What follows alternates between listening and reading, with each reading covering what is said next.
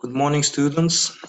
Last time we have solved problems on kinetic energy and work.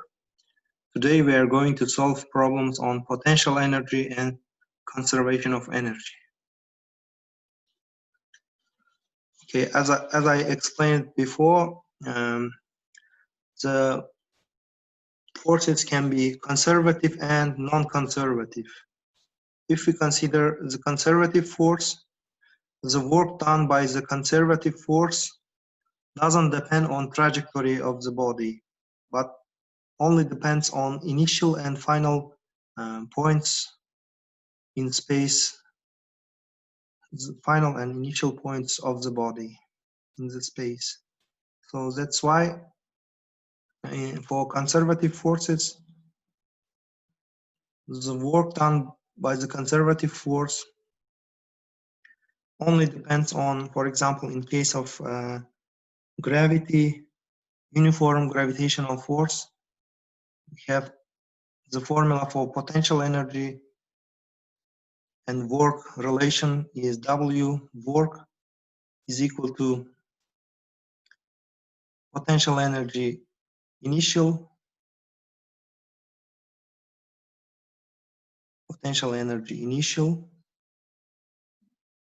minus potential energy final.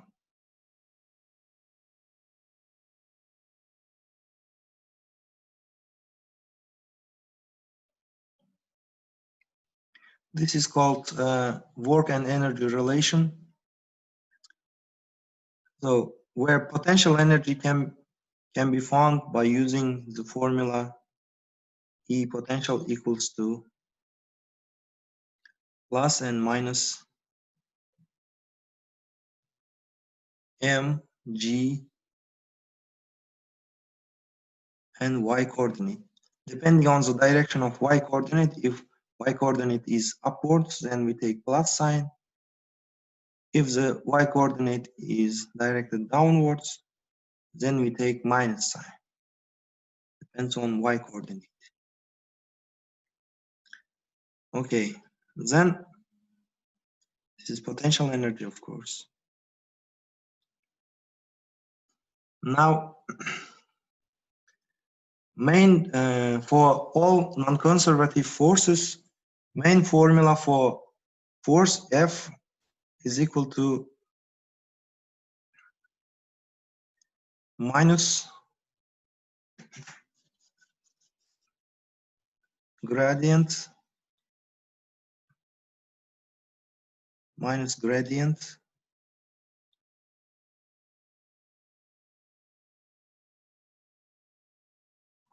of potential energy, E potential. So you should know from the algebra, from linear algebra, from vector calculus, that gradient is operator which takes the scalar field and makes a vector field from the scalar field. This is gradient is derivative along the derivative of direction along some direction. So this is minus nabla, operator nabla, E potential. What is operator nabla? Nabla operator is operator which is equal to, this is nabla, it can be vector, you can write here vector, is sometimes called gradient. It's equal to I unit vector, the partial derivative d over dx, partial derivative with respect to x, plus j unit vector in the direction of y, d over dy,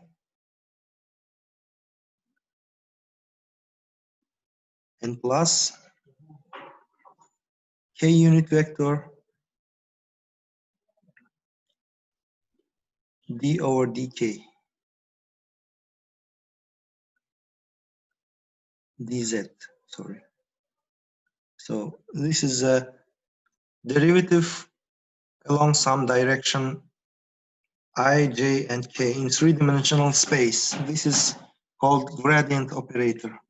Operator means some operation which acts to some function. So this operation is operation of taking derivative. This operator acts on function, and so this operator acts on this potential energy function and finds the vector. For example, if let's take this potential energy. This potential energy is, let's take direction of y-axis upwards. We take plus sign. So our potential energy is plus mgy. Now let's find the force.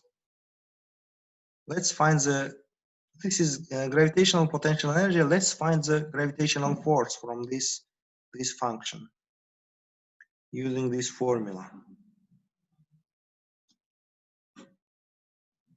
That means our gravitational force F,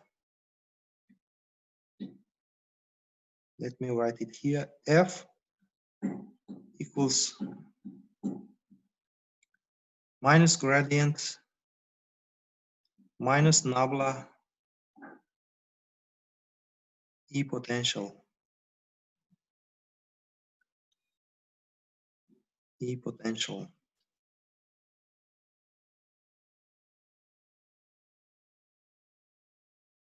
So E potential is mgy. So it has no, it doesn't depend on x, it doesn't depend on y. It depends only on y, it doesn't depend on x.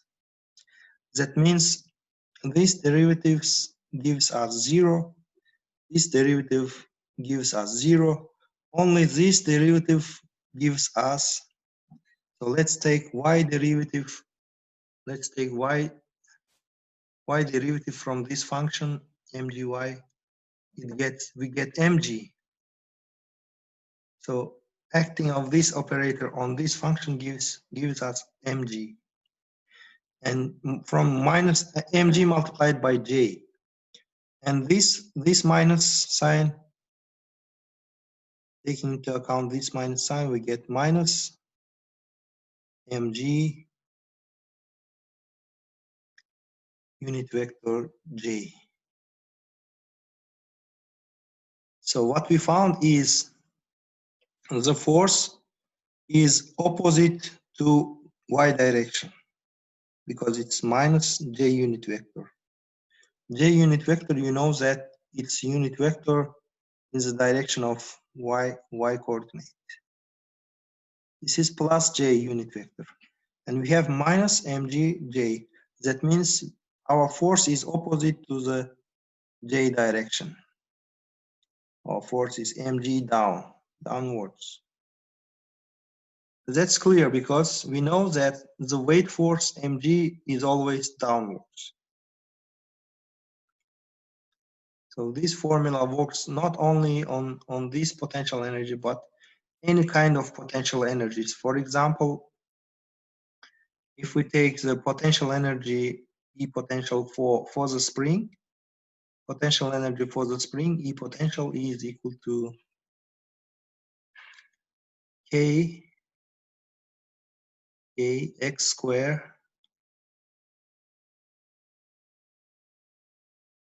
over 2. This is potential energy of the spring. Let's take derivative from this potential energy, then we can find the spring force. Spring force F is equal to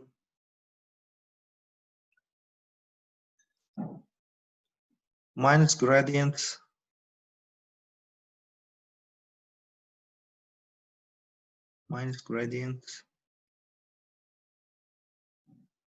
of E potential energy. So this potential energy now depends only on x coordinate, not on y and z coordinates. That's why only the x derivative survives. Let's take x derivative from this function. Then we get f equals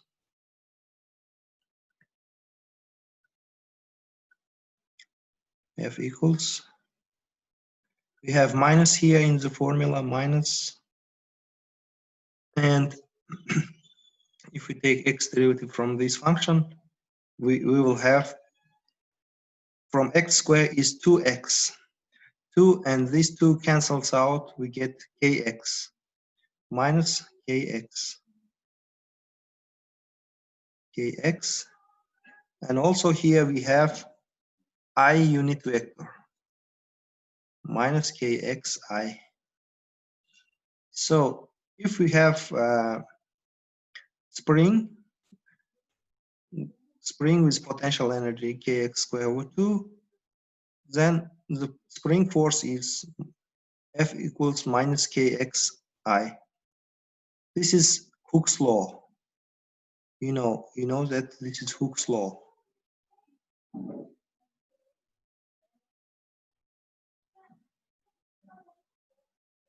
Robert Hooke, the English physicist, invented this law. F equals minus kxi.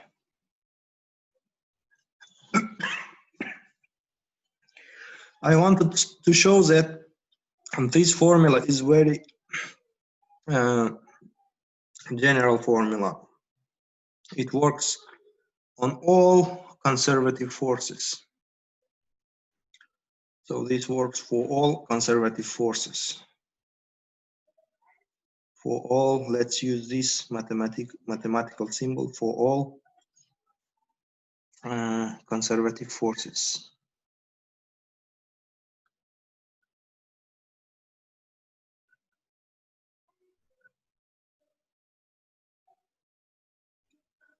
Conservative forces.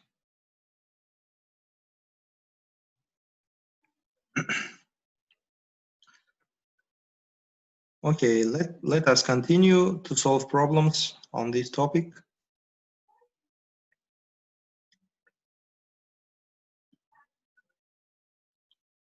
So only if a force on a particle is conservative,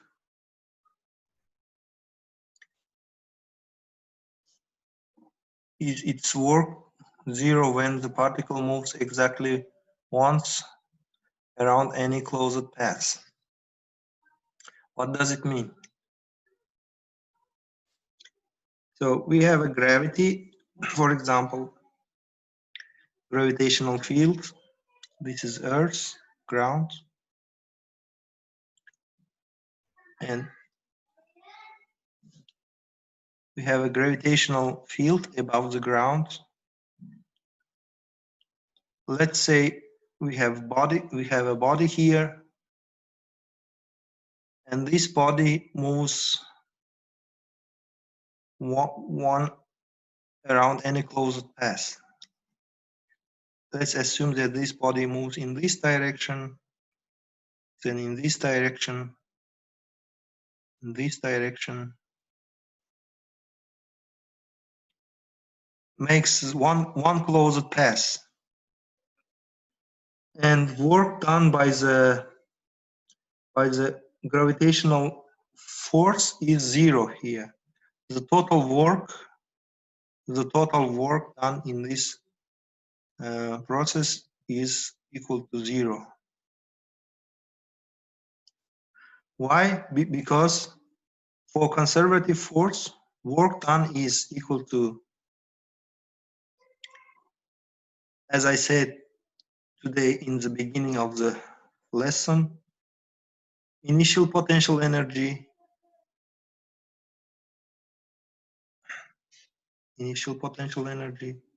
minus final potential energy.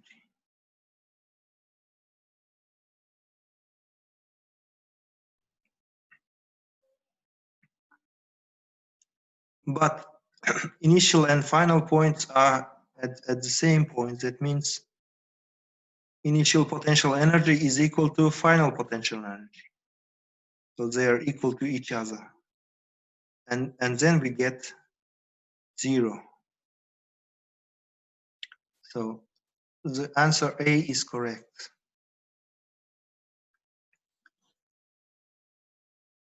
Second one, a non-conservative force violates Newton's second law, violates Newton's third law, cannot do any work, must be perpendicular to the velocity of the particle on which it acts, none of the above. So non-conservative force does not violate Newton's second law. So it does not violate Newton's second law, because Newton's second law is always works. No such a force that violates Newton's second law. I mean, in classical physics, when velocity is much smaller than speed of light, and when the size of the particle and the mass of the particle is, or size of the particle is much bigger than mass of the atoms, then Newton's classical physics works very well. But if velocity is closer to speed of light, then here we have to use Einstein's theory of relativity, and when mass is close to mass of the atoms, we have to use quantum mechanics. But if this satisfies these conditions satisfied, then Newton's laws, they work very well in classical physics. So that's why Newton's second law and Newton's third law always works. It's not violated. And non-conservative force cannot do any work. It's also incorrect, because non-conservative force does a work. For example, friction. Friction is non-conservative force.